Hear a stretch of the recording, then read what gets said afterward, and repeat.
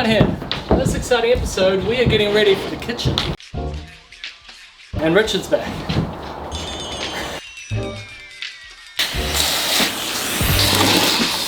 So welcome back, man. Welcome back. Hi everybody. Guess who's back? Guess who's back? Richard's been building a subway. Like the low calorie kind of subway, not like the train type. Yeah. We don't have them here. Yeah. Well, the first thing we're doing, and the main thing we're doing this week, is getting ready for the kitchen. And that involves the walls and the floor in particular, and obviously plumbing and electrical. So we've got a bit of activity this week. We need to focus on the floor first. All of this floor here's got tape on it, so people are aware that it's unsafe. Holes everywhere, there's like cracked boards, rotten board. Let's replace some Cody floorboards.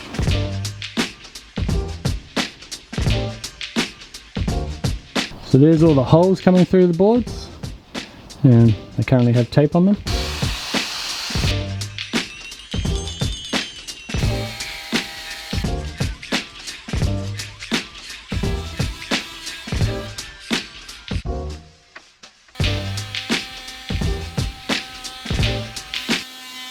I've just disconnected it and doing that.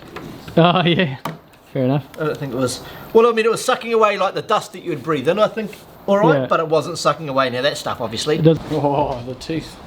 The Bosch multi-tool. I'm going to pop the word advertisement right there because Bosch gave me this multi-tool. On the last job we were using the Bosch corded version of the Starlock system and also the Festool, and that also is part of the Starlock system, which is that quick change blade. And as soon as I used it I thought this is fantastic. I loved it, I thought it was great. But then I looked at the price, and that often puts people off when it comes to Festool, and this time was no different for me. It was like $1,200 or something for the whole kit. And it's awesome, but I don't want to spend that much on a multi-tool. So I started looking at other options, and then I got an email from Bosch about their grinders, and they're currently getting people on Instagram and that to review their X-Lock system. So then they reached out to me to ask if I wanted to be a part of it, and I said, do you have a multi-tool by any chance? A cordless one that's part of the Starlock system? And they said yes, and they sent it out. So that's how I've ended up with this, and that's how we can review and look at it. So basically this didn't come with it, this little dust port. I bought that myself, and it hasn't been the best. When I was cutting those boards there, it was a good example. Basically, if you pivot it in the right position, you can get that hole on the side to where the dust is. It just means I have to take the vacuum out and get that last little bit manually afterwards. And the Starlock system's been great. I'm very happy with that. And it's got a light on it. You know, so far, so good.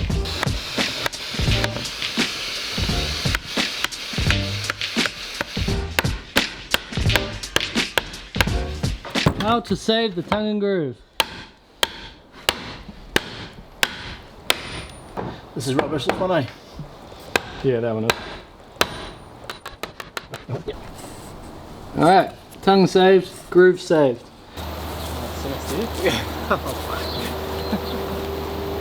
Totally. That's not good. Amateur hour. That's better. That's my lamb seguala that I cooked last night. Nice. I'll have that for lunch. And if for any of those people, a little trick here. This came from an actual chef.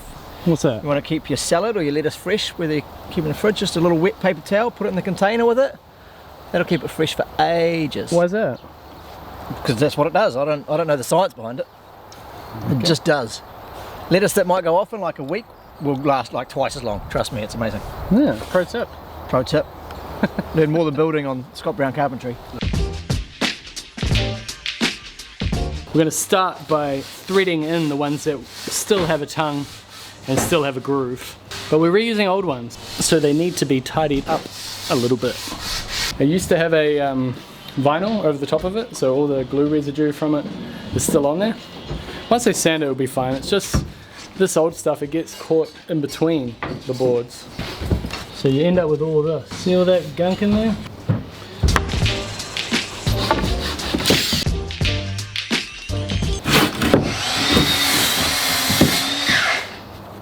Easy.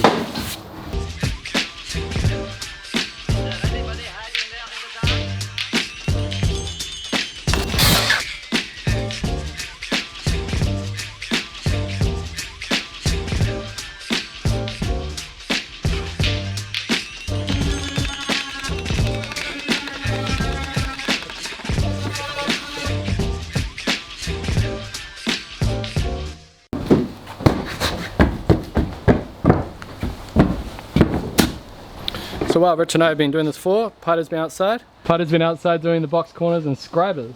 So someone mentioned in the comments use the table saw for the long cuts, and we usually do that. But this time we've been doing it with the jigsaw. And that is because there's a lot of old weatherboards here. See that there? Yeah, I can just see that. So that's tight there, and that's tight there, and then you got a big gap in the middle. Some weatherboards are cupping, some are bowed. The point is it's not straight. So we have to use a jigsaw to get around those wonky weatherboards.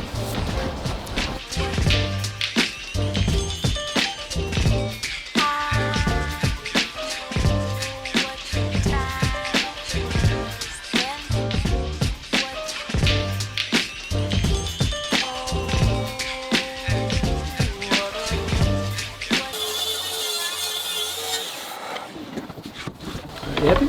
Yep.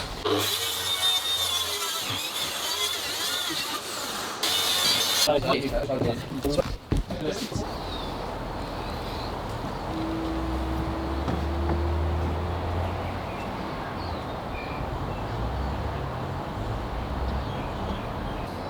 think we did pretty well with the flooring yesterday. And I want to continue with the flooring today. The new stuff's arriving at 9:30. But we need to do a couple of things to make sure that we're ready for the inspection that's booked for tomorrow.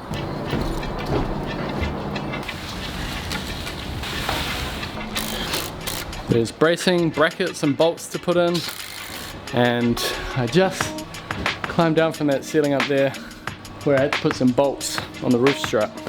And I've got to cut this wall out. Rich is going to do the cutting, he just turned up.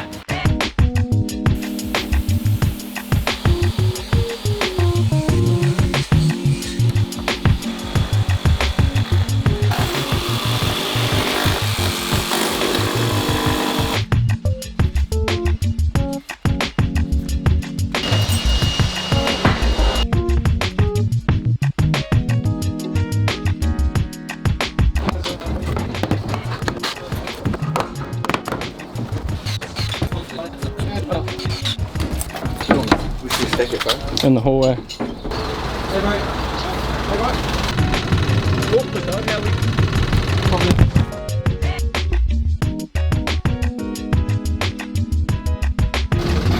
thanks, bro. Oh man.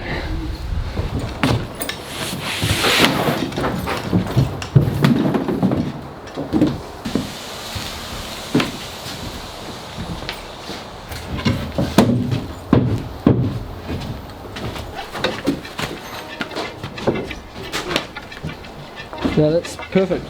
Cool. Cool.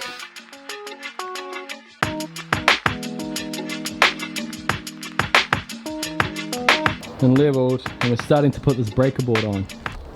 So the breaker board, we're putting joins so they go under the island that will be here. And all that's going to be sanded down, and then our new boards are coming in to line up with the old boards. Now, the last time we did this on the previous job, we glued and pinned it. This time we're just gonna hand nail it, no glue. We can't really glue this considering how much we've packed it, gluing to the packers, you know. But just nailing it allows for even more movement, and it links up with exactly what is currently here.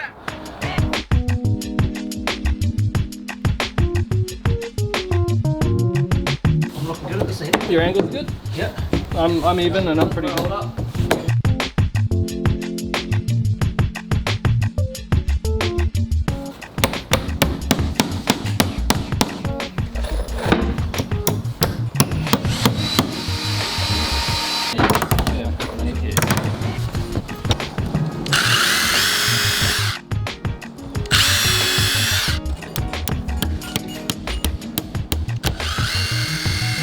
All these boards are the same thickness as the new boards, however they all have big gaps between them. So we're deliberately adding gaps between ours here. We've got the breaker board to separate the two different floorings, but if we just slam all these new ones together, by the time we get up there it's going to be like 30 mil different. Down here the boards are tighter, it's up here that the boards open up. So out here they open up even more. So to keep it straight, we'd want to open that gap up even bigger than the gap back here. But we don't want to do that because it wouldn't look very good. So we're lining them up here, and then we're tweaking them. And then by the time we get to this island, it won't matter because the boards won't be lining up. Old houses, man, this is it's a bit tricky. The floor guy says he can work with this kind of conditions when he sands it and everything. But this house is over 100 years old, so we can only try and make it look as good as we can.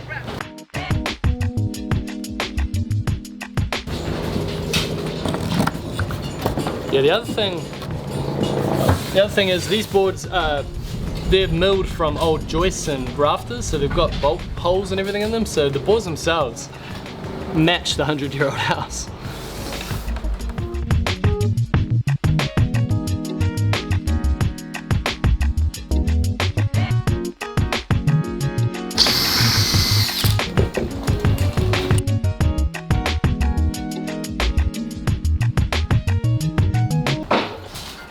What's it there?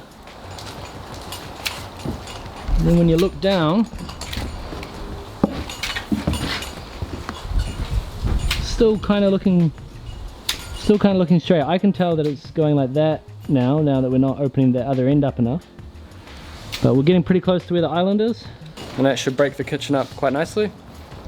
And it should all look pretty mint.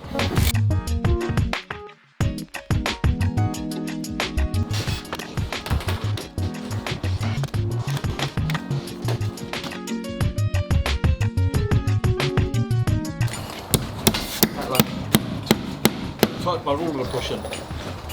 Oh, okay. You might